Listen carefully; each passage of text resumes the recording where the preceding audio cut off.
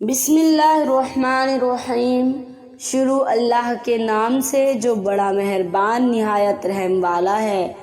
نبی کریم صلی اللہ علیہ وسلم کے پیارے چچا حضرت حمزہ رضی اللہ تعالیٰ عنہ کی نماز جنازہ 70 مرتبہ کیوں پڑھائی گئی تھی؟ حضرت حمزہ بن عبد المطلب رضی اللہ تعالیٰ عنہ کو کس نے شہید کیا؟ ملالہ اور آپ رضی اللہ تعالیٰ عنہ کا کلیجہ کس نے چبایا تھا؟ جب نبی کریم صلی اللہ علیہ وسلم نے حضرت حمزہ رضی اللہ تعالیٰ عنہ کی لاش دیکھی جو بری طرح جسم مبارک کو کاٹ کر مسخ کر دی گئی تھی تو کیا قسم اٹھائی تھی؟ حضرت حمزہ رضی اللہ تعالیٰ عنہ کی قبر انور کہاں واقع ہے؟ یہی ہماری آج کی ویڈیو کا موضوع ہے، اور آج ہم آپ کو حضرت حمزہ بن عبد المطلب رضی اللہ تعالیٰ عنہ کی شہادت کا انتہائی دردناک واقعہ سنائیں گے۔ ناظرین، ماہ شوال سن 3 ہجری میں غزوہ احد پیش آیا۔ غزوہ احد میں مسلمانوں کے لشکر کی قیادت نبی کریم صلی اللہ علیہ وسلم فرما رہے تھے، اور صحابہ کرام رضوان اللہ تعالی علیہم اجمعین کی قیادت تقریباً 700 تھی، اور کفار دشمن کی قیادت ابو سفیان کر رہے تھے، اور مشرکین کی تعداد تقریباً 3000 تھی۔ نبی کریم صلی اللہ علیہ وسلم نے ایک پہاڑی پر 50 تیر اندازوں کو یہ ذمہ داری سونپی کہ وہ وہاں سے ہرگز نہ ہٹیں گے جب تک انہیں حکم نہیں دیا جائے۔ جنگ شروع ہوئی اور کفار کے بہادر جنگجو قتل ہوئے تو انہوں نے پسپائی اختیار کی اور بھاگ گئے۔ اس پہاڑی پر جو تیر انداز کھڑے تھے انہوں نے سمجھا کہ مسلمان جنگ جیت چکے ہیں، اسی لیے 2-3 افراد کو چھوڑ کر سبھی لوگوں نے اپنی جگہ چھوڑ دی۔ جب دشمن نے دیکھا کہ پہاڑ سے تیر انداز چلے گئے تو پہاڑی کے پیچھے سے گھڑ سوار دستوں کے ذریعے حملہ کر دیا، اور اس طریقے سے جو جنگ مسلمان جیتنے کے قریب تھے اس کا پانسا پلٹ گیا۔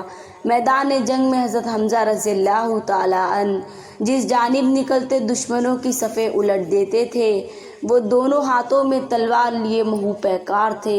ارطاد بن شرحبیل کو قتل کرنے کے بعد صبا بن عبد العزیز غبشانی ان کے سامنے آیا۔ یہ شخص بڑا بہادر تھا اور ابو نیار کی کنیت سے معروف تھا۔ حضرت حمزہ رضی اللہ تعالیٰ عنہ نے اسے پکار کر کہا، او انمار کے بیٹے کہاں جاتا ہے؟ ادھر آ، ذرا 2 ہاتھ کر لے۔ یہ سن کر وہ بھی ہنکارتا ہوا آپ کی جانب بڑھا۔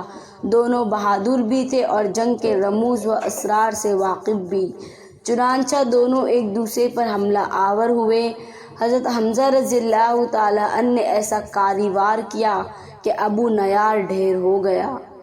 ناظرین، جنگ بدر میں حضرت حمزہ رضی اللہ تعالیٰ عنہ کے ہاتھوں قریش کے معزز گھرانوں کے بہت سے زیادہ قاری سردار موت کے گھاٹ اتر گئے تھے۔ مکہ سے چلتے ہوئے جبیر بن مطعم نے اپنے حبشی غلام وحشی بن حرب سے مخاطب ہو کر کہا تھا، تم اگر جنگ میں حضرت حمزہ بن عبد المطلب کو قتل کر دو گے تو میں تمہیں آزاد کر دوں گا۔ جبیر بن مطعم کا چچا طعیمہ بن عدی جنگ بدر میں حضرت حمزہ رضی اللہ تعالیٰ عنہ کے ہاتھوں میں قتل ہو گیا تھا۔ وحشی بن حرب کو اس کے آقا کے علاوہ قریش کے بہت سے دیگر سرداروں نے بھی انعام کا لالچ دیا تھا۔ خاص طور پر سالار لشکر ابو سفیان کی بیوی ہندہ بن عتبہ نے یہ کارنامہ سر انجام دینے کی ترغیب دلائی تھی۔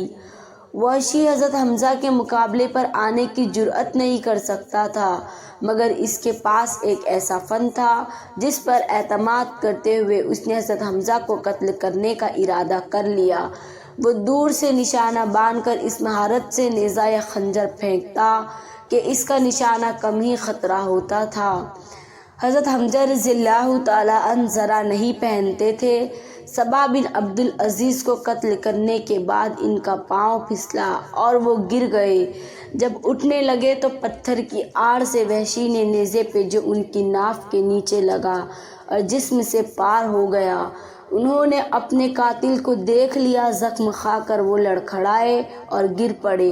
اس کے باوجود ہمت کر کے اٹھے اور اپنے قاتل کی طرف بڑھنا چاہا، مگر واپس گر گئے، اور شہادت کے رتبے پر فائز ہو گئے، اور اس طریقے سے حضرت حمزہ میدان احد میں شہید ہو گئے۔ حضرت حمزہ رضی اللہ تعالیٰ عنہ احد میں شہید ہو گئے۔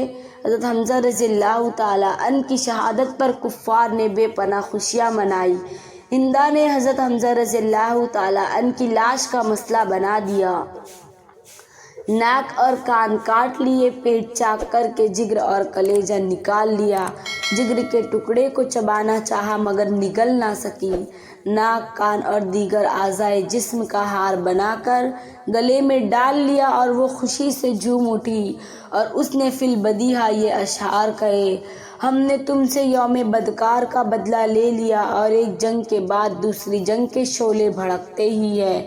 مجھے اپنے باپ عتبہ کے قتل پر اور اپنے بھائی ولید اور چچا شعبہ اور اپنے بیٹے بکری کی جدائی پر صبر اور چین نہیں آتا تھا۔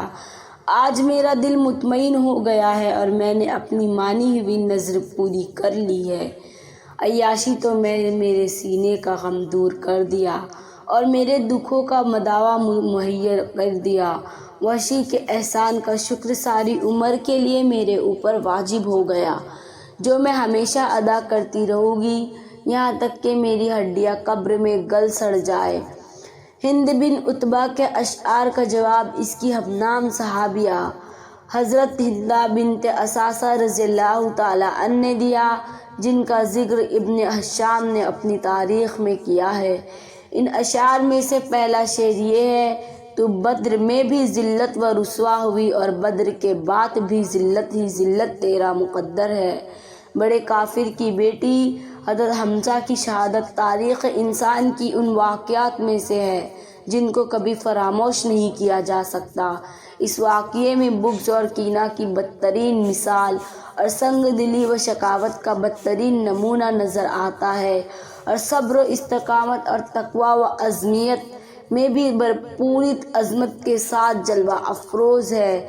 جنگ کے بعد جب نبی کریم صلی اللہ علیہ وسلم نے اپنے پیارے چچا کی لاش کے ٹکڑے میدان میں بکھرے ہوئے دیکھے تو آپ رونے لگے، اور آپ کی آنکھوں میں آنسو آ گئے۔ فرط غم سے آپ ایسے بے قرار ہوئے کہ تمام صحابہ بھی رونے لگے۔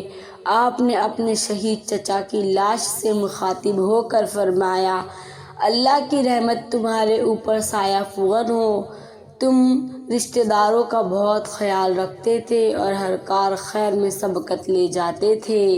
ناظرین، آپ کو ہماری ویڈیو اچھی لگی تو ویڈیو کو لائک ضرور کریے گا، اور ہمارے چینل کو سبسکرائب ضرور کریں۔